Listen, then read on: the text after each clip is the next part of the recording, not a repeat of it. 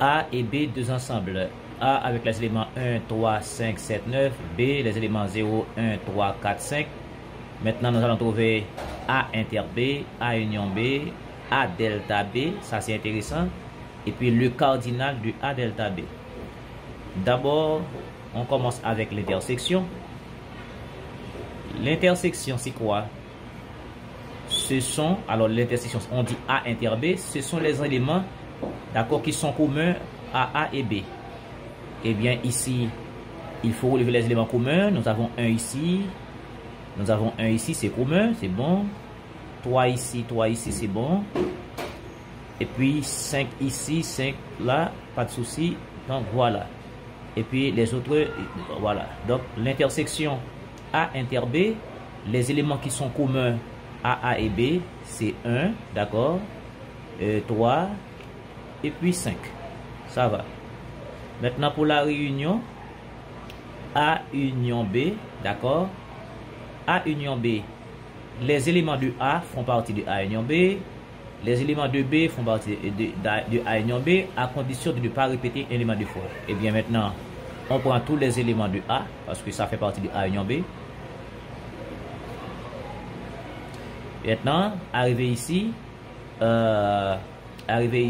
allons prendre les éléments de B à condition de ne pas répéter l'élément deux fois. 0 n'est pas dans A union B, on ajoute 0. Alors on peut réarranger. 1 est déjà là, dans A, 3 est déjà là, 5 est déjà là, mais 4 n'est pas là, donc voilà. Voici, donc on peut réarranger, de mettre dans l'ordre si vous voulez, mais l'ordre n'est pas important pour les ensembles. 0, 1, 3, 4, 5, 7, 9. Voilà. Voici A union B. Maintenant, nous allons déterminer A delta B. A delta B, c'est ce qu'on appelle la différence symétrique. La différence symétrique. Donc, A delta B, je peux faire un petit schéma pour vous ici. Voici ça, ce que c'est A delta B. Donc, A et A delta B, ce sont les éléments qui sont dans A, qui ne sont pas dans B, et les éléments dans B qui ne sont pas dans A. Donc, maintenant, il suffit seulement d'enlever dans la réunion l'intersection. OK? Donc, dans ce cas, A delta B, ça fait tout simplement la réunion A union B moins A inter B. D'accord? C'est ça. Et voilà. Maintenant, A union B, c'est tout ça. D'accord? On va simplement enlever l'intersection. Et bien, l'intersection contient quoi? 1, on va enlever 1. 3, on va enlever 3. 5, on va enlever 5. Et puis, on prend le reste. D'accord? Dans ce cas, A delta B, ça fait automatiquement, d'accord, 0, ok, et 0, 4, 7, 9. Et puis, on vous dit de trouver le cardinal de A delta B. Et A delta B, donc le nombre d'éléments qu'il y a dans A delta B, c'est 4. 4. Combien d'éléments? 1, 2, 3, 4 éléments. Donc voici.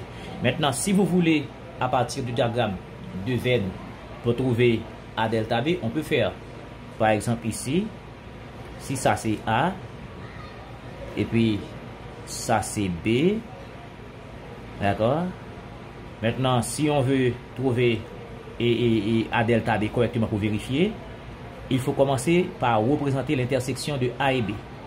D'accord? L'intersection, c'est quoi? C'est 1, 3, 5. Donc, on met 1, on met 3, on met 5. Avec un petit point. OK? Ensuite, on prend A. Les éléments de A, étant donné que on a déjà 1, 3, 5 qui sont dans A et dans B. Donc, dans A, on doit enlever 1, 3, 5 pour trouver les éléments qui sont dans A seulement. Eh bien, 1, 3, 5. 1, 3, 5. D'accord? 1, 3, 5. Donc, on va prendre 7, 9. Donc ici, on prend 7, 9. Maintenant, les éléments qui sont dans B seulement. Les éléments qui sont dans B seulement, étant donné que dans B, on a déjà 3, 1, 3, 5. 1, 3, 5. Donc, il nous reste seulement 0 et 4. D'accord? 0 et 4. Donc, ça fait 0 et 4.